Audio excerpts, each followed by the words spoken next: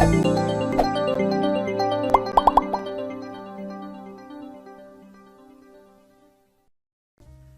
datang kembali di mata kuliah pengukuran dan kualitas perangkat lunak. Kita masih ada di bab mengenai function point analysis bagian ketiga. Bagi yang belum melihat bagian sebelumnya, silakan dicek di playlist. Di bagian awal, saya menjelaskan ulang mengenai komponen-komponen dalam function point analysis beserta perhitungannya. Sebenarnya cuma ada 3 tahap ya, CFP, RCAF, dan stage terakhir.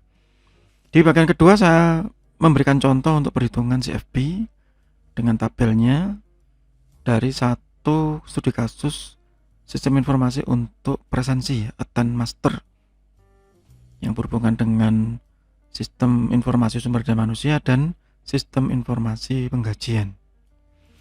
Dan saya menyelesaikan perhitungan tentang CFP dengan hasil akhir 81.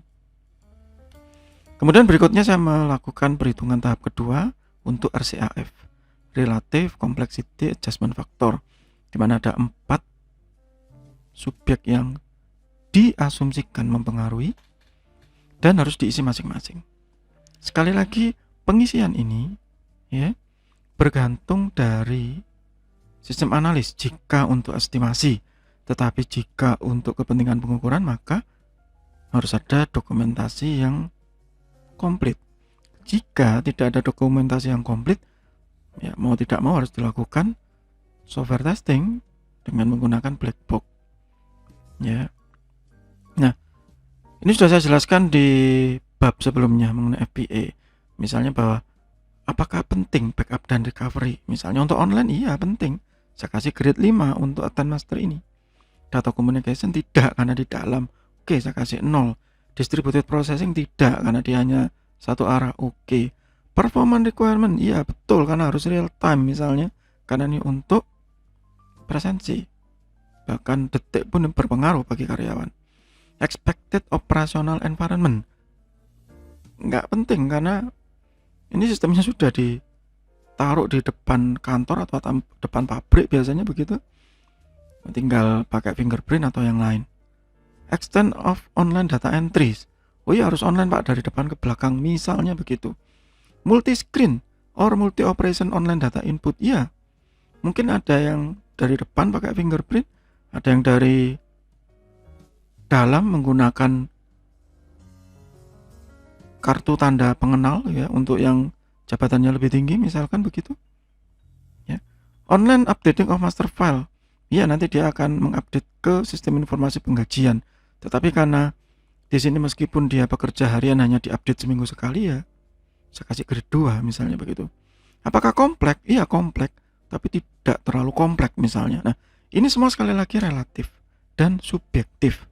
Tetapi meskipun ini relatif ataupun subjektif, tetap harus diberikan penjelasan. Harus diberikan alasan. Harus diberikan rasionalisasi. Kalau untuk estimasi maka customer itu mampu memahami dikasih harga segini karena memang ada unsur ini.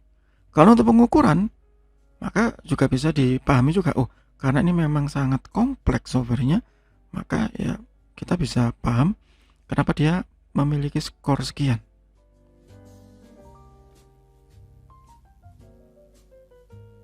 Ya. Sehingga kalau yang 0 dianggap ini nggak butuh subjek tersebut ya begitu. Jadi masing-masing itu memiliki tingkat kepentingan yang berbeda-beda. Nah, dimulai dari 0 sampai 5 sebenarnya alasan utamanya kenapa kok nggak ganjil, nggak 1 sampai 5 saja, karena biasanya kalau ganjil orang itu cenderung memilih tengah ya. Kalau ini tengahnya kan nggak ada, tengahnya kan kosong 2,5 ya, sehingga dia harus memilih sisi kanan atau sisi kiri begitu ya, berat atau tidak, penting atau tidak begitu ya. Penting itu penting sekali 5 ya, penting atau kurang penting begitu, atau tidak penting, sangat tidak penting, tidak dibutuhkan begitu ya.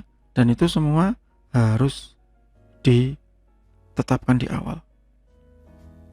Bagaimana ini bisa kalau misalnya ini dilakukan secara tim, itu lebih baik seharusnya. Ya, sehingga unsur subjektivitasnya seharusnya berkurang. Ya. Nah, yang terakhir setelah CFP selesai, RCAF selesai dilakukan kalkulasi, maka kita tinggal masukkan ke rumus yang sederhana ini. CFP kali 0,65 tambah 0,01 kali RCAF. Sudah keluar. Nah, kemudian apa kesimpulannya begitu? Kalau ini untuk estimasi, maka kita bisa melakukan kesimpulan dari 85 ini. Dari satuan function point, misalnya tadi yang disepakati adalah bobotnya berdasarkan hari, ya mungkin kita bisa menyepakati bahwa kalau ini katakan saya asumsikan 86 hari kerja misalnya begitu, maka saya bisa menghitung satu hari kerja itu saya kasih misalnya saya punya 3 programmer Pak gitu. Kalau saya hitung, saya pecah-pecah begini-begini, maka satu hari satu programmer ini yang junior itu sekitar katakan 150.000, yang 2 ini semi senior, dia 2 kali lipatnya 300.000, jadi 600.000 tambah 150 berarti 750 kali 86 hari kerja. Maka saya bisa berestimasi bahwa ini harga dari software ini 750.000 dikali 86 hari kerja, atau sekitar ya 64.500, berarti sekitar 64,5 juta. Ya, 64,5 juta. Mahal Pak. Gitu. Oke, gitu. Mungkin untuk menyelesaikan satu modul ini, satu modul presensi ini, saya cukup butuh 1 orang saja. 1 orang developer dari anak buah saya. Nanti yang lain saya bagi-bagi ke modul yang lain. 1 orang developer yang ya pengalamannya medium ya, middle. 1 orang tadi saya kasih misalnya 300.000. Maka ini 86 kali 3 misalnya saya bulatkan ya. 86 kali 3 ya. Berarti ini 18 ya. 8 kali 3 sekitar 25,8 100.000 ya. Wih, 25 juta Pak. Iya. Kalau dengan asumsi ini ya, dengan asumsi hari. Kecuali Anda ingin mengurangi apa yang ada di dalam itu. Ini misalnya dengan menggunakan satuan hari. Kalau misalnya dengan menggunakan satuan yang lain, ini sesuai kesepakatan ya. 85 ini saya tidak menghitung hari, tetapi menghitung dari modul, kompleksitas modul. Satu function point saya anggap misalnya 100.000. Kan tadi sudah saya hitung sebelumnya, ada yang kompleks, ada yang average, ada yang simple. Maka ini sangat sederhana. Ya, ini kalau saya buatkan 86 ya 8,6 juta. Berarti harga pokok dari modul ini itu 8,6 juta. Ya, saya tidak peduli berapa developernya. Dan saya tidak peduli dengan satuan waktunya. Ya, saya bisa mengerjakan itu 8,6 juta. Saya asumsikan dari perhitungan yang lain, saya bisa menyelesaikan ini setelah saya hitung menggunakan manajemen proyek ya, dalam waktu maksimal 3 bulan. Maka saya bisa melakukan markup misalnya. Oke lah, saya akan markup ini kalau hitungan bisnis saja ya, software house misalnya, saya akan markup misalnya 10 atau 12 juta. Toh nanti akan ditawar. Ya. Gimana kalau dengan satuan hari Pak gitu? Satuan hari bisa kalau bukan software house. Misalnya Anda menjadi tim IT di satu perusahaan ya bisa. Pak, ini saya butuh sekian hari. 86 hari kerja ya, antara 4 sampai 5 bulan. Lama sekali Mas gitu. Itu kalau satu developer Pak. Kalau 2 developer saya bisa pecah menjadi 2, berarti separuhnya. Begitu. Ya. Tapi apakah harus seperti itu? Tidak, ya tergantung dari kondisi masing-masing. Siapa yang tahu ya sistem analisnya atau manajer proyeknya. Bagaimana dengan pengukuran. Nah, pengukuran seperti ini akan menunjukkan kompleksitas dari fungsi software tersebut, yang otomatis semakin tinggi ya maka fungsinya juga semakin kompleks.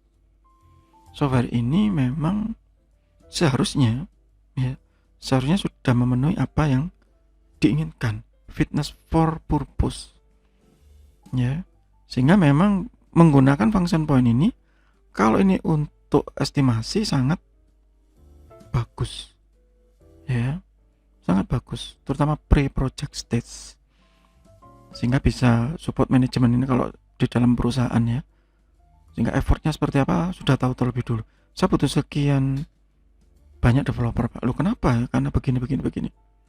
Tapi ingat ya, requirement specification dokumennya harus komplit terlebih dahulu. Kesalahan yang paling sering dilakukan adalah menentukan, memperkirakan estimasi tanpa ada ini dan tanpa ada FPA.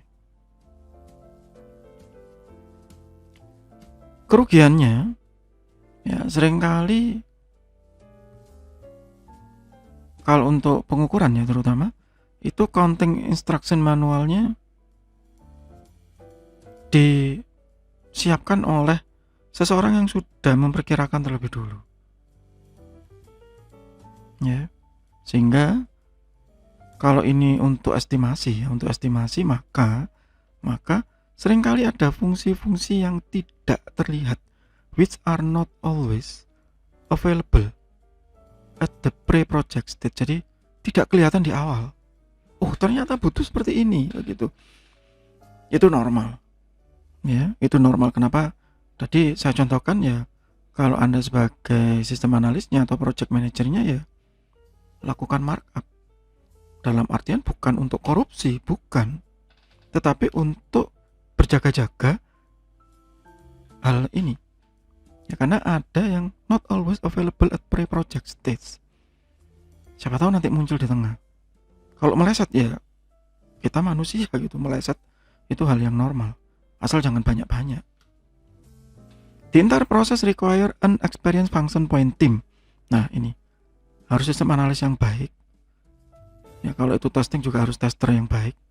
And devotion of substantial resources prior to completion of DFP.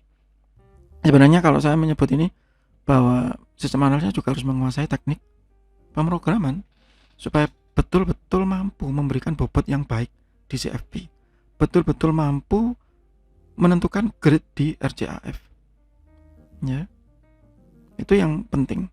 Kalau itu tidak dilakukan ya nggak akan benar hasilnya. The main evaluation require result in subjective result. Nah ini yang saya sebut berkali-kali sejak awal ya, jadi seringkali subjektif. Ada yang ya tipikal orang yang optimis banyak dibesar-besarkan ya, exaggerated gitu ya, banyak dilebih-lebihkan, mungkin FP-nya jadi besar.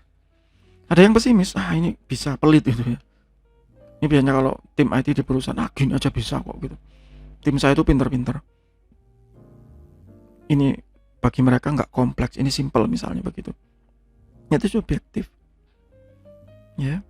Atau orangnya nggak ngerti teknik pemrograman sama sekali, jadi memandang modul seperti ini, cuman gini toh aja gampang kok, saya kasih ini simple. Padahal itu waktu masuk ke dalam, banyak Pak, ini harus query ke sana, query ke sini, tabel yang ada di dalamnya ada 10 tabel yang diakses, harus query keluar, harus begini. Nah itu, sehingga subjektif resultnya ini yang seringkali menjadi hambatan. Oke. Bagi Anda yang ikut kelas saya, ini saya bahas lebih detail lagi untuk kepentingan ujian akhir biasanya ya. Bagi Anda yang melihat video ini dari YouTube, yang diperlukan adalah berlatih ya. Dan ini mengumpulkan banyak keilmuan ya, analisis, manajemen proyek begitu, software testing. Meskipun kelihatannya sederhana, tetapi proses di dalamnya yang tidak sederhana. Ya, dan sayangnya memang penelitian tentang FPA ini Indonesia khususnya itu tidak banyak ya, tidak banyak. Kalau Anda searching yang dimuat di jurnal ya kebanyakan dari mahasiswa saya pasti, atau dari saya ya, dan itu banyak yang tidak untuk estimasi tapi untuk pengukuran. Kalau Anda tanya kualitasnya baik atau tidak ya relatif begitu. Sehingga memang bagi Anda yang di ruang lingkup akademik, penelitian di bidang ini masih terbuka lebar dan masih harus dilanjutkan untuk memperbaiki penelitian-penelitian yang sudah ada. Demikian bab mengenai function point analysis detail sampel masih di mata kuliah pengukuran dan kualitas pengarah angkat lunak. Semoga bermanfaat. Tetap sehat, tetap semangat. Terima kasih.